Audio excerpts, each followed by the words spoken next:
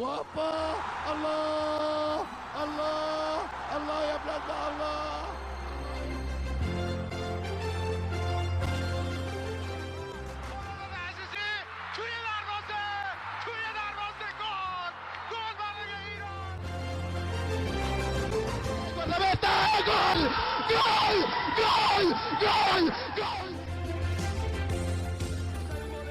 Fez a finta, lá vai Romário, é gol!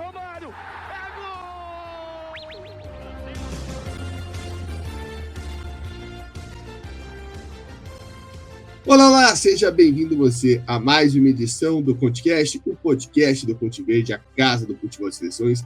Aqui a gente fala sobre tudo o que rola neste universo. Eu sou o Gabriel Salaf e hoje está aqui para repercutir um pouco de como foram as quartas de final da Copa América. O Brasil foi eliminado, mas também teve muita coisa aí nessas partidas que agitaram o torneio aí nesse início de fase de mata-mata. E agora conhecemos os semifinalistas. Restam 4 seleções aí em busca do caneco nos Estados Unidos. Mas antes de começar a nossa análise e começar o nosso bate-papo, eu convido você a seguir o Conte Verde nas redes sociais. Se você ainda não o segue, @ConteVerde_, tem conteúdo diário lá, com informações, curiosidades, gols, enfim, muita coisa, no Twitter, no Instagram, no TikTok, segue a gente lá também. Siga a gente aqui no Spotify, no YouTube, onde você estiver escutando esse podcast, para conferir nossos materiais, nossos podcasts diários, com resumos diários que ainda não pararam. A gente vai ter aí mais uma semana de Copa América e Eurocopa com conteúdo a mil para você, então segue a gente lá também, acompanhe essa produção de conteúdo para você. Também deixe seu like, sua avaliação, seu comentário, sua interação aqui, se você está escutando no Spotify,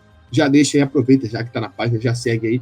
E também, se puder, apoia.se/ConteVerde com R$10 por mês, você ajuda a gente a se estruturar e a manter cada vez mais nosso trabalho. Não pode ajudar financeiramente? Compartilhe esse podcast com o seu amigo que está acompanhando a Copa América, que está bolado com o Brasil. Vai ter podcast lavando a roupa suja do Brasil, esse podcast promete.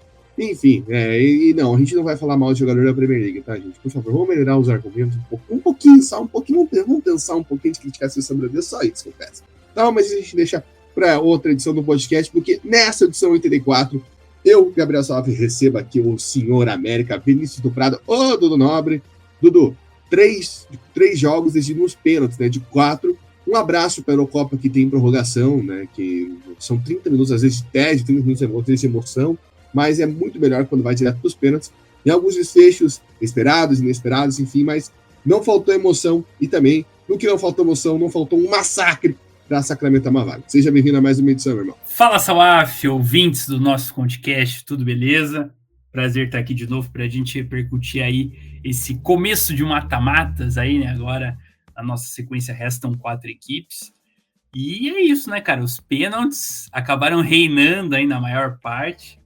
Confesso a você que tive 2 decepções, né? Além do Brasil, a eliminação da Venezuela foi de muita tristeza por aqui.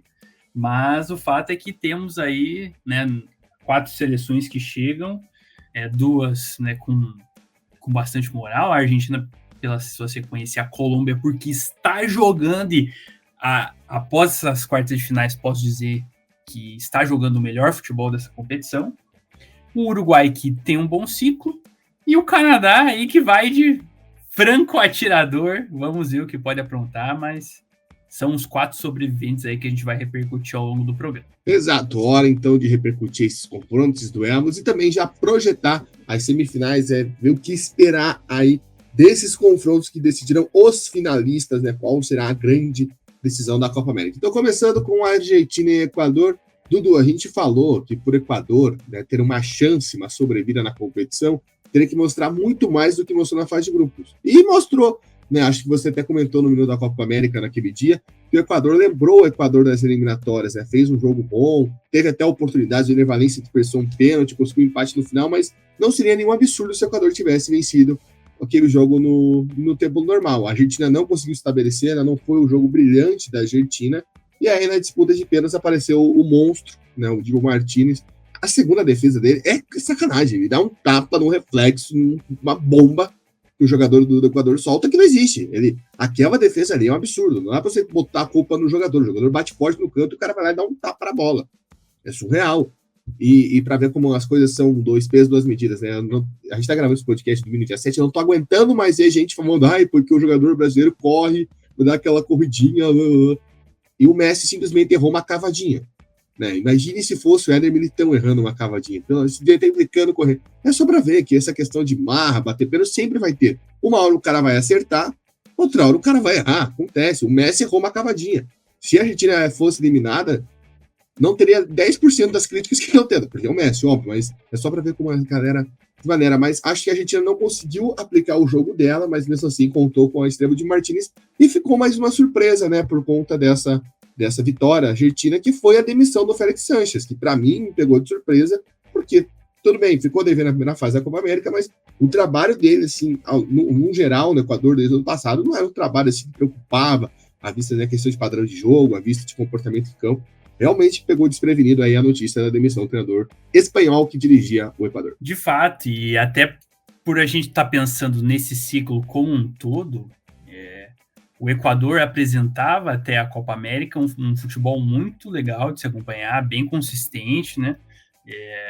Sabendo que também foi um desafio para o próprio Félix, né? Que substituiu aí, né, o ciclo da Copa anterior, que não foi dele, então ele estava construindo essa seleção, teve uma oscilação aí na fase de grupos, mas vinha fazendo uma boa construção de jogo, então também me pegou de surpresa e não sei se foi uma decisão acertada por parte da Federação Equatoriana, porque pensando nessa consistência que ele estava tendo, acho que ele conseguiria aí se manter bem ao longo desse ciclo. Então, resta saber aí o que pensam os dirigentes equatorianos a respeito disso. Quanto ao jogo em si, de fato, o Equador veio com aquela postura que a gente imaginava, né? Em relação ao início da competição. Nessa primeira fase estava devendo demais, principalmente aquele jogo contra o México, que nós falamos, né? Que veio com uma postura bem recuada.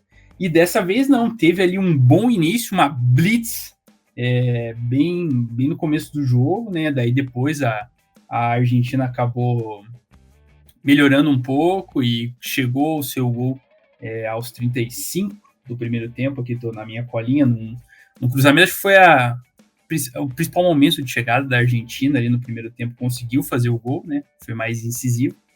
E na segunda etapa, com as mudanças que o Félix fez, o time teve uma intensidade muito grande, assim, fez o gol de empate na parte final e teve mais uma chance ainda de vencer o jogo, né, no cabeceio do Jordi Caicedo. Então, assim, fica a lamentação para a seleção equatoriana por esse jogo.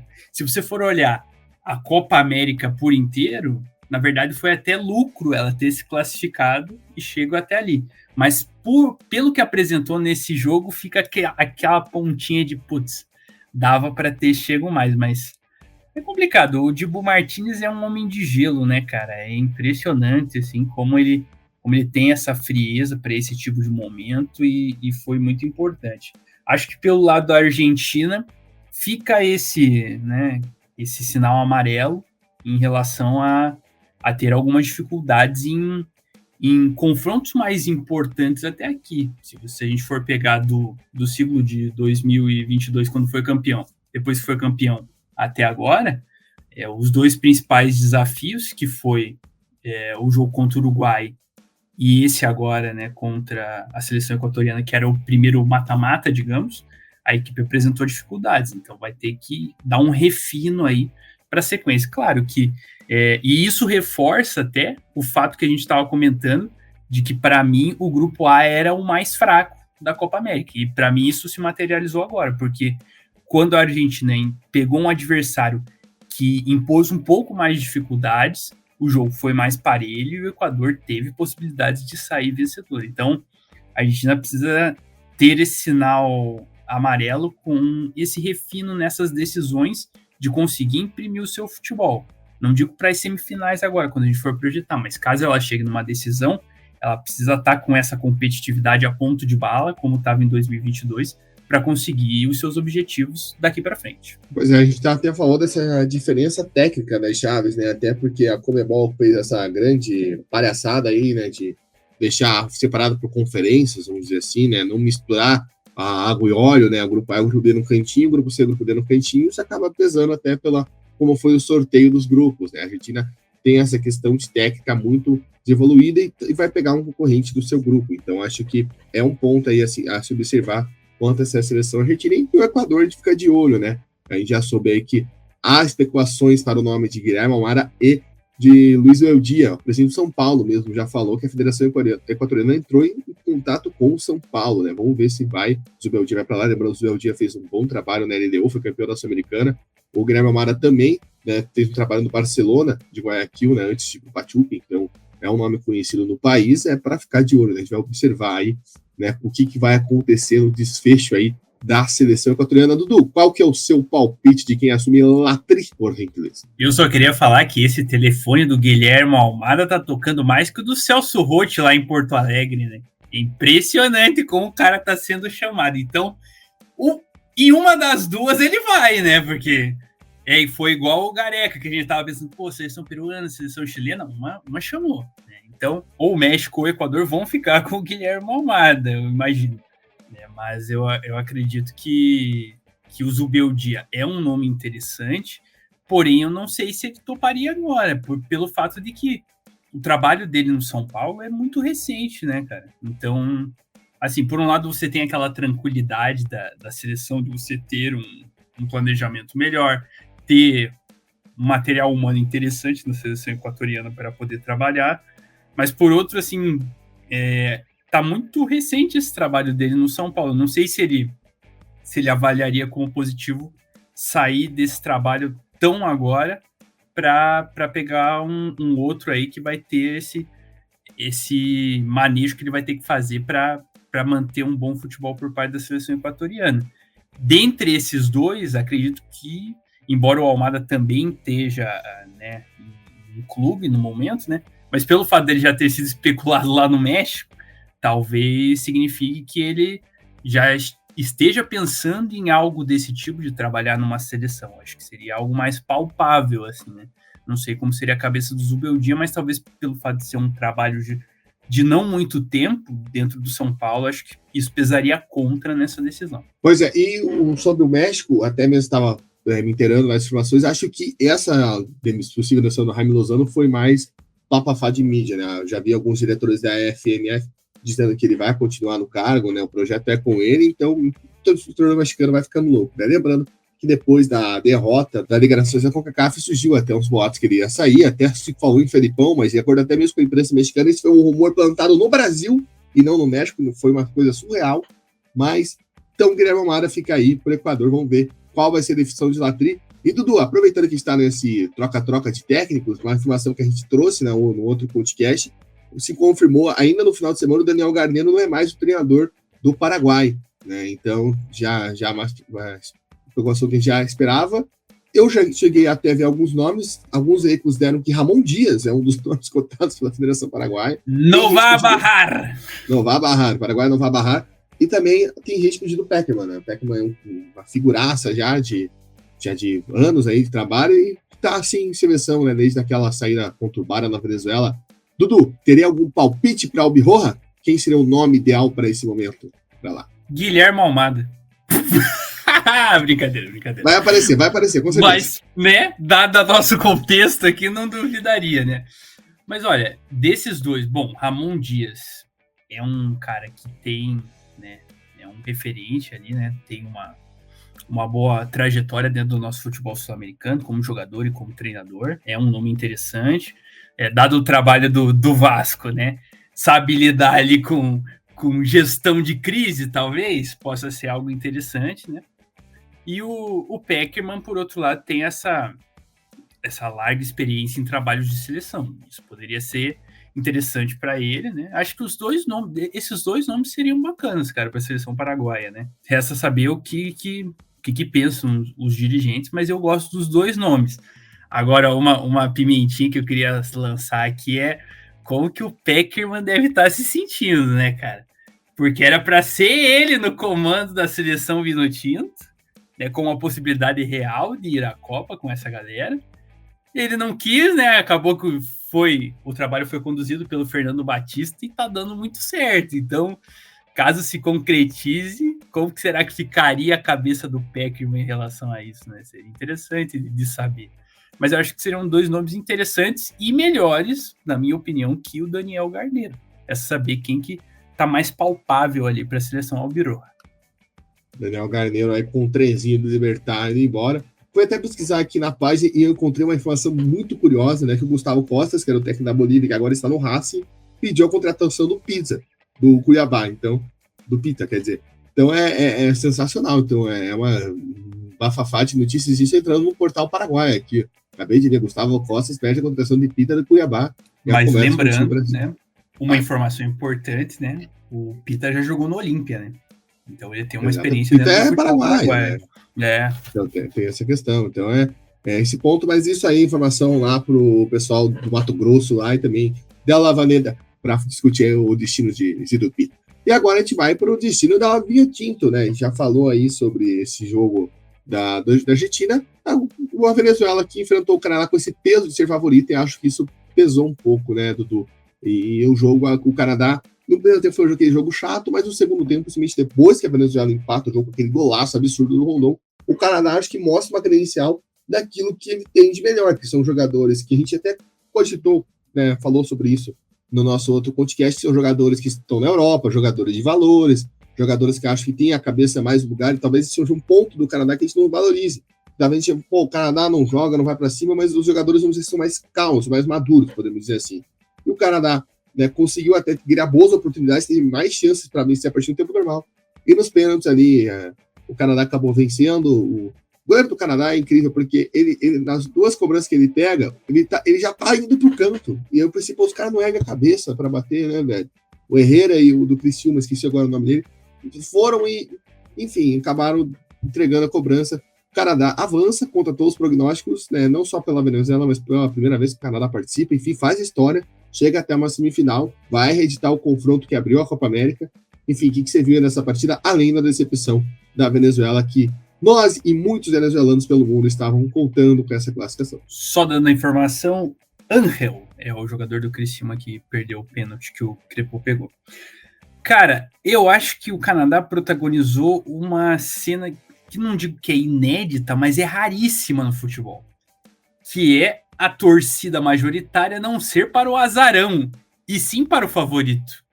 Isso é uma coisa bizarra, assim, foi um sentimento meio de maracanaço, eu imagino, assim, porque por tudo que a gente tava vendo do futebol venezuelano e tal, de como eles estavam jogando bem, de como eles estavam nesse ímpeto legal, mas o fato é que o início de jogo do Canadá foi muito surpreendente, dentro daquela questão que eu tava falando, que era um time cagão, e não foram. Dessa vez tomaram uma pílula de coragem, e no início do jogo foram para cima, começaram muito bem, já fizeram gol ali com 13 minutos com o Sheffield, que foi o cara da seleção canadense nessa partida, né? Ele que não começou de titular, mas entrou durante os jogos e foi decisivo nessa partida para a vitória, para a classificação canadense, perdão.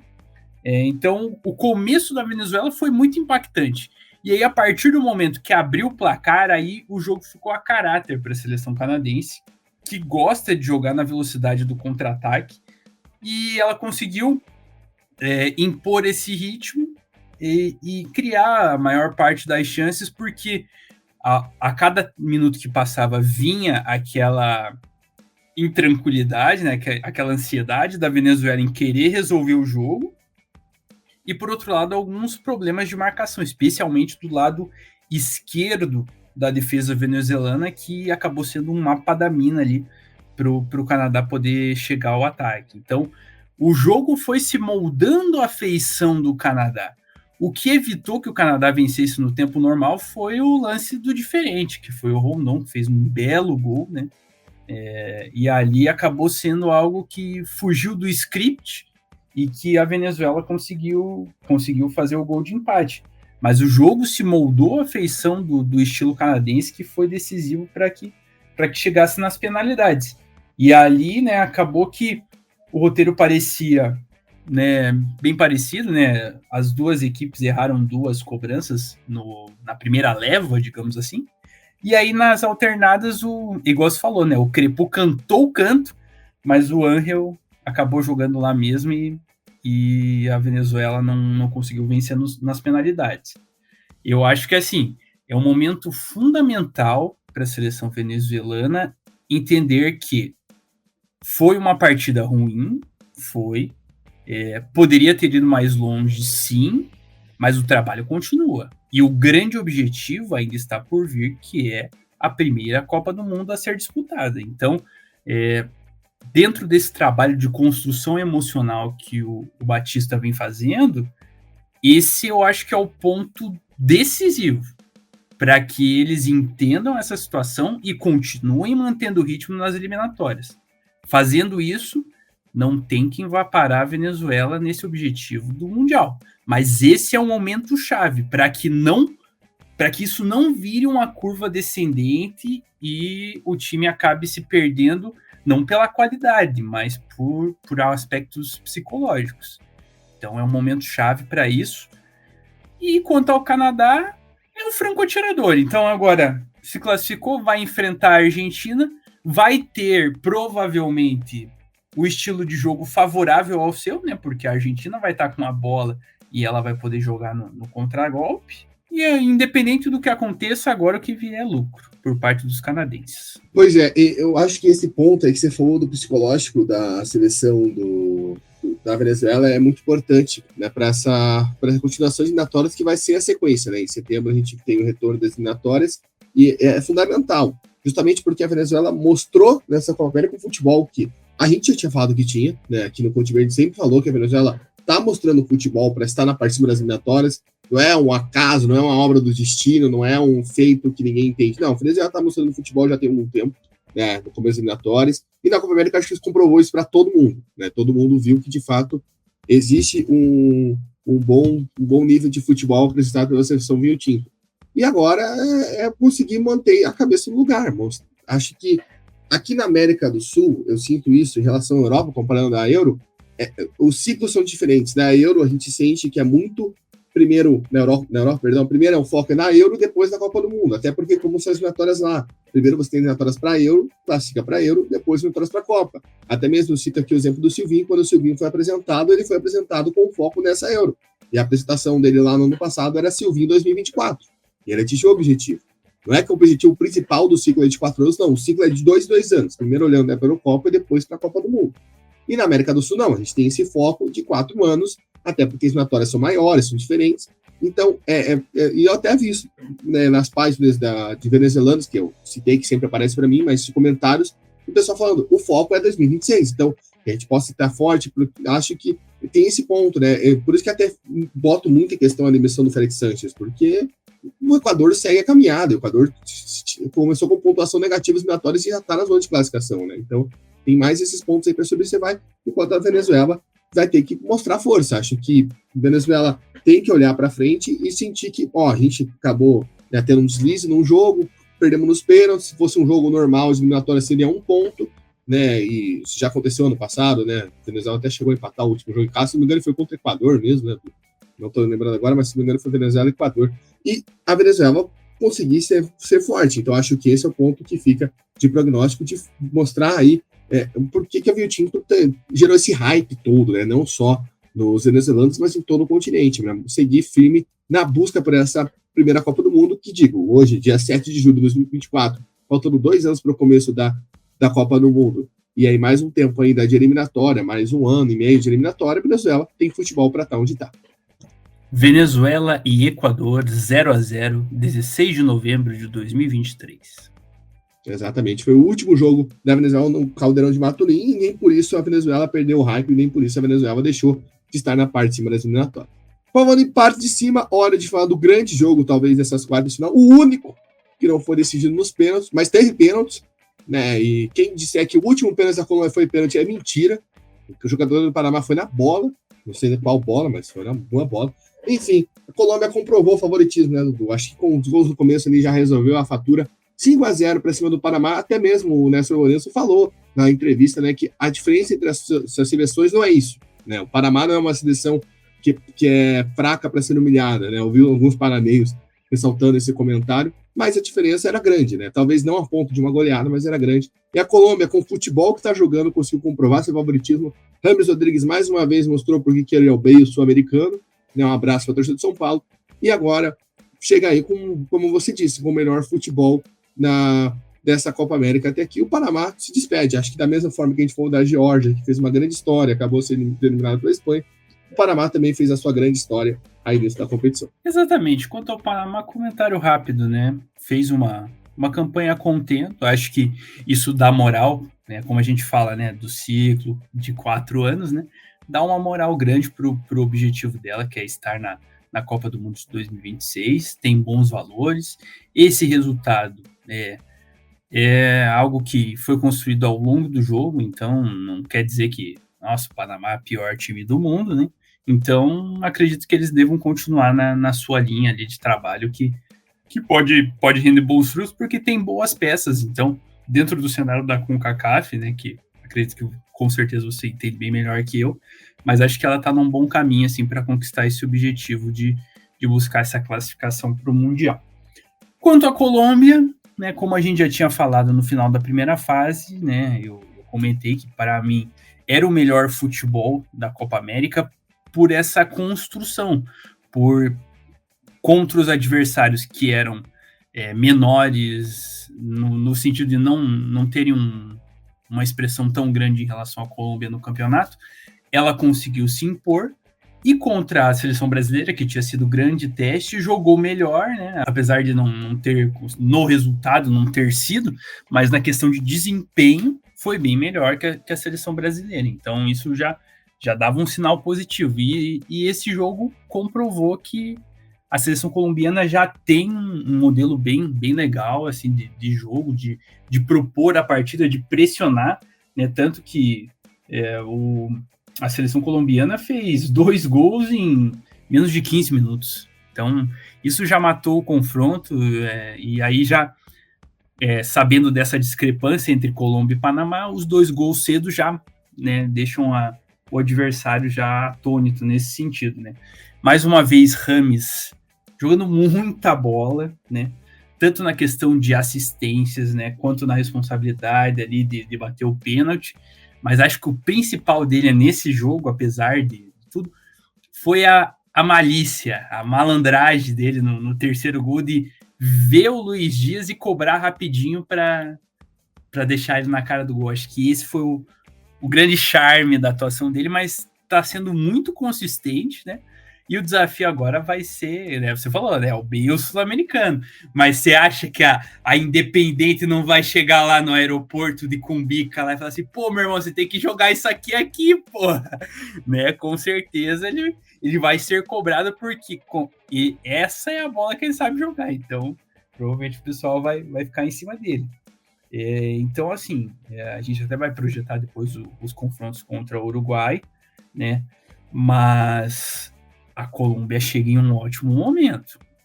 É claro que, assim como no caso da Venezuela que a gente analisou, assim como no caso do Canadá, que também analisamos, né, pelo lado inverso, né, um jogo pode mudar tudo.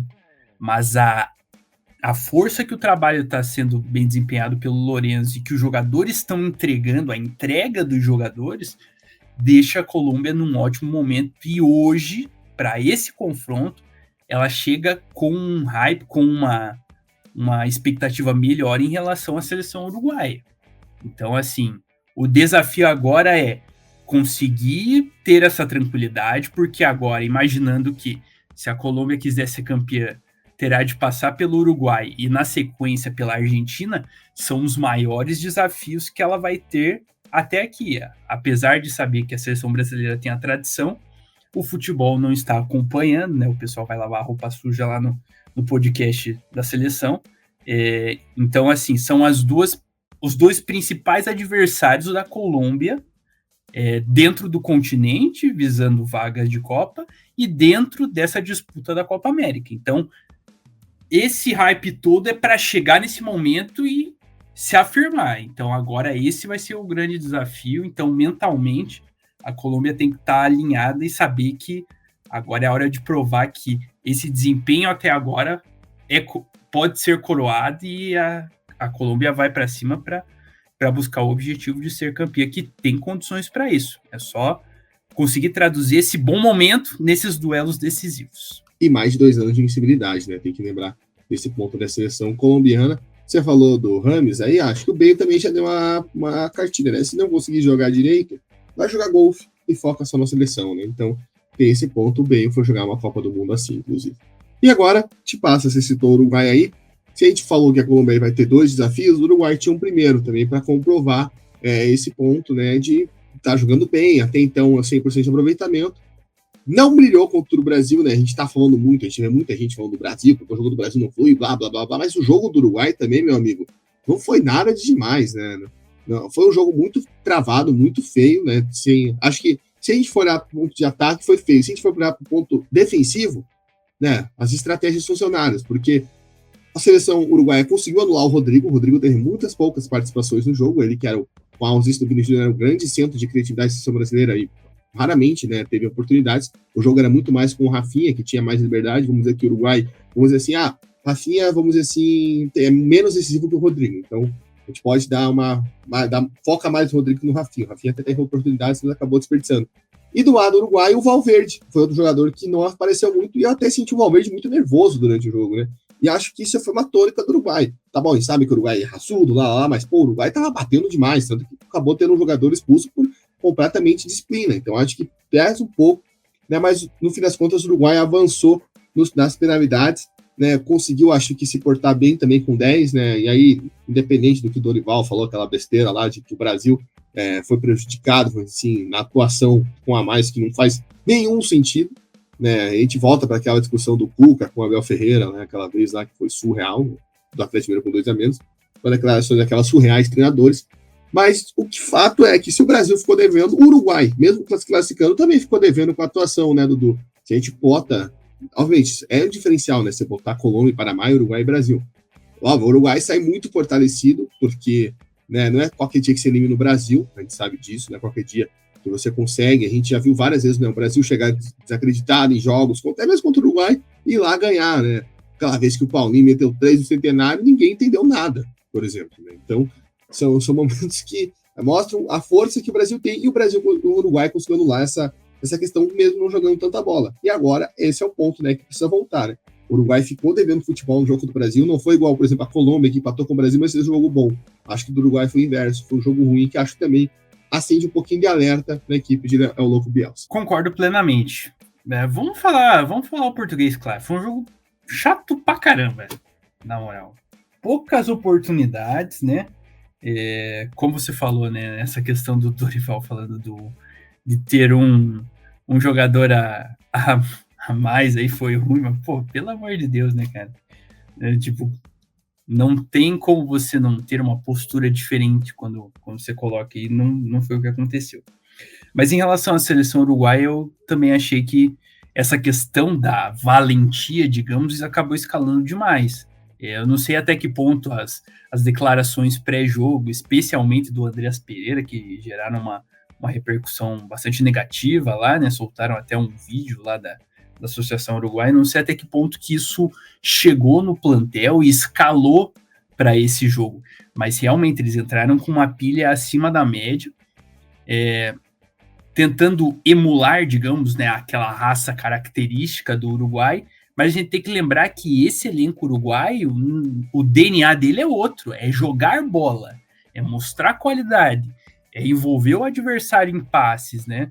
Você tem jogadores de qualidade para isso, como Valverde, o De La Cruz, o próprio Darwin Núñez ali fazendo o pivôzão. Então você tem jogadores para fazer um futebol técnico. Você tem que... As respostas que o Uruguai teria que dar a essas declarações brasileiras seria no campo, jogando bola, amassando o Brasil em nível técnico. E não foi o que aconteceu. Foi um jogo muito brigado mesmo, que passou do ponto, especialmente do lado uruguaio, e acredito que isso acabou fazendo... Não trouxe um benefício tão grande, apesar da classificação, que era o principal objetivo. Essa postura não trouxe nenhum benefício assim para a imagem do futebol do Uruguai ao longo dessa Copa América e também da sequência. Então, assim, acho que agora o Uruguai ficou devendo na questão de futebol, se classificou, beleza, mas sabe que agora o buraco vai ser mais embaixo, porque, como a gente falou, a Colômbia está vindo num excelente momento, demonstrando um excelente futebol. né? Você pode até fazer um jogo, entre aspas, mais defensivo, buscando anular as peças colombianas, beleza. Mas com os jogadores que o Uruguai tem, o desempenho terá que ser melhor nas semifinais. Ele terá que jogar também para conseguir fazer uma boa Copa América. Até porque ele tem um treinador que é notabilizado pela qualidade dos seus times e não apenas pelos resultados. Então, assim, eu acredito que por mais que o título é importante, os resultados até lá são importantes, mas eu acho que é preciso parar e pensar assim, pô, o DNA dessa equipe é de jogar bola, então a gente tem que forçar, fazer o nosso planejamento para que a seleção uruguaia desempenhe dessa forma. Vai ter momentos em que vai ter mais dificuldades, vai ter momentos em que vai precisar ser mais marcador, sim, mas não abdicar do seu jogo ofensivo que vem fazendo com que essa equipe ganhe a notoriedade que vem ganhando desde o começo desse ciclo 2026. É momento de parar, respirar e lembrar do fio condutor que deve ser seguido pela seleção charrúa. Essa é a minha opinião. Você falou dessa repercussão da declaração do Andrés, eu acho que foi bastante intensa, até pelo que o Suárez falou depois do jogo, né? O Suárez até tocou, ele era reserva da Rascaeta, tá querendo falar o quê, né? Então, uma situação aí um tanto quanto constrangedora, mas, né, acontece, é futebol, né? Não teria muito o que falar ali. Eu vi que o Uruguai não só pegou a declaração do Andrés, que era que os uruguaios sonhavam em ter uma seleção como brasileira, mas falou que o Brasil tem uma camisa pesada, é sempre favorito e tudo mais. Até mesmo a Federação Uruguaia colocou numa pauta da comemoração, né? Nunca somos favoritos. Daí todo mundo comemorando. Enfim, provocações, né? Vamos ver aí. O fato é que o Uruguai, querendo ou não, pela bola que jogou contra o Brasil, ó, como falei, o nível de jogo é outro, mas não chega como favorito contra a Colômbia. Acho que é um ponto que a gente pode até destacar, mas é um confronto muito mais equilibrado do que Argentina e Canadá. Isso que a gente vai falar agora, projetar um pouco do que esperar das semifinais, começando, Dudu, com o confronto de terça-feira, 10 horas da noite, Argentina e Canadá. Dudu, confronto que já aconteceu, 2-0 para a Argentina na abertura da Copa América, mas um jogo onde o Canadá conseguiu até se portar muito bem, né? Conseguiu segurar o jogo, faltou talvez um pouco mais de criatividade ofensiva. O que você acha que pode acontecer para essas seleções já terem se enfrentado antes, né? Se espera um jogo onde o Canadá consiga se fechar melhor, consiga se comportar igual foi aquele jogo, a Argentina tentando arrumar mais estratégias, né? O Scaloni tentando, já sabendo como o Canadá se posta defensivamente, tentando uma armadilha ou outra ali.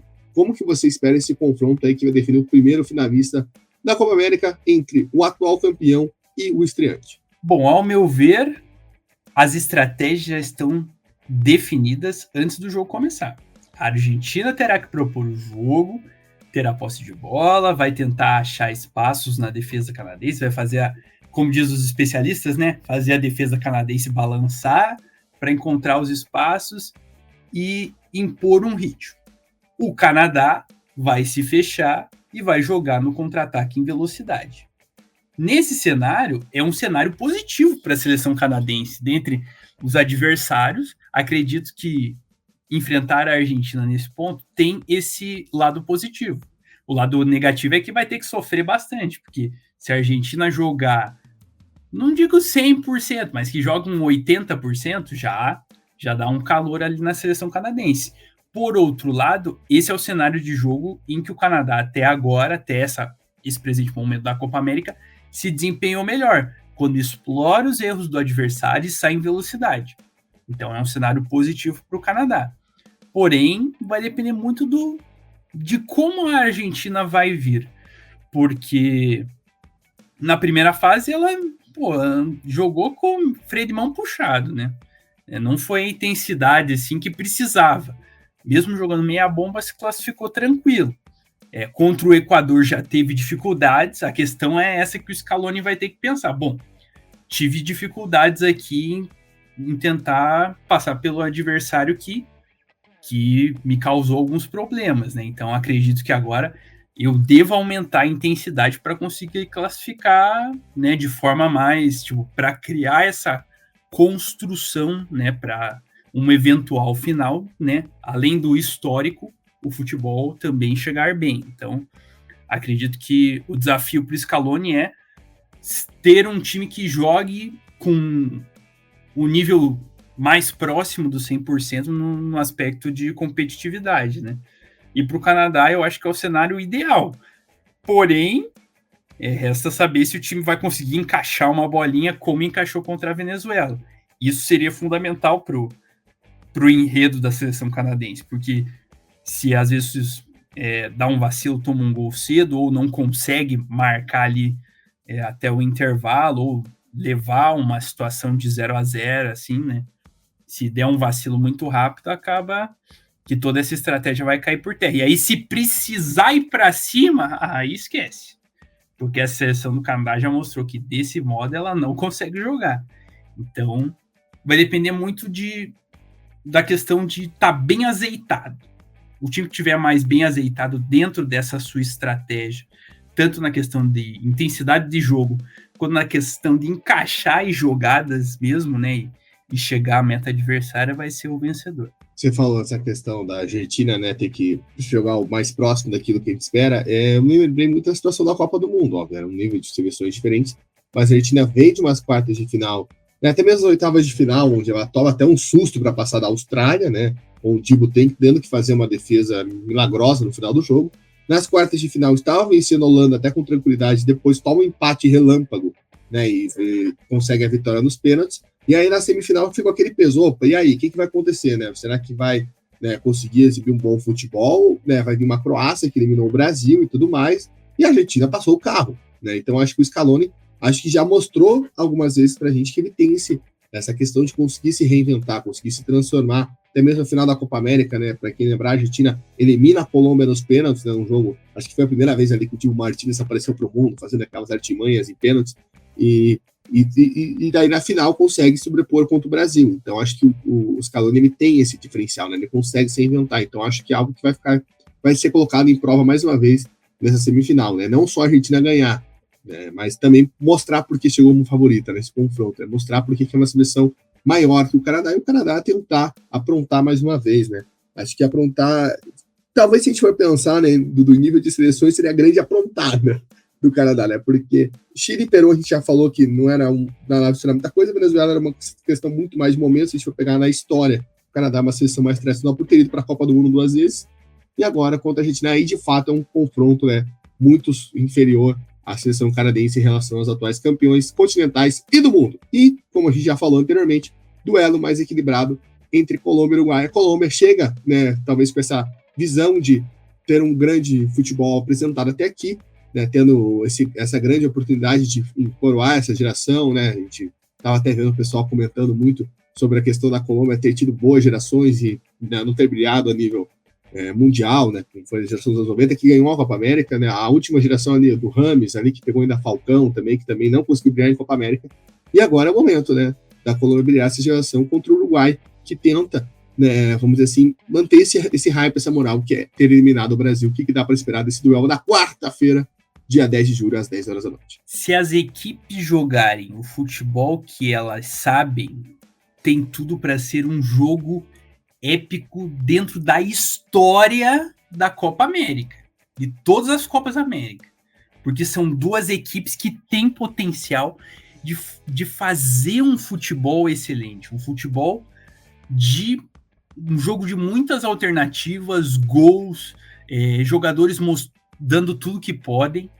Então, tem esse potencial. O que vai esbarrar que pode gerar um jogo mais truncado, um jogo mais pegado? A Colômbia, por um lado, ter um certo medo do grande, né? Pode acontecer, né? Porque a Colômbia está vindo numa sequência excelente, mas às vezes a importância desse confronto pode desestabilizar um pouquinho o time do Néstor Lorenzo. Espero que não aconteça. Provavelmente não, mas é um potencial. E outro fator, que esse, infelizmente, eu acho que pode acontecer, é algo meio que na linha do jogo do Brasil. A seleção uruguaia, sabendo que a seleção colombiana tem muita qualidade, querer focar mais em barrar a seleção colombiana do que mostrar o seu futebol. Então, acho que esse podem ser complicadores, que evitem que a qualidade do jogo fique aqui no topo.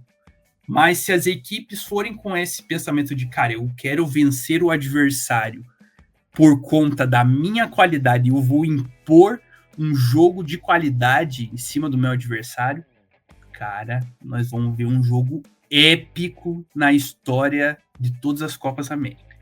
É esperar para ver, mas espero que esses limitadores não impeçam que esse jogo alcance o grau que eu imagino que ele possa alcançar. Pois é, vamos ficar de olho, né? Tem tudo para ser um jogaço realmente.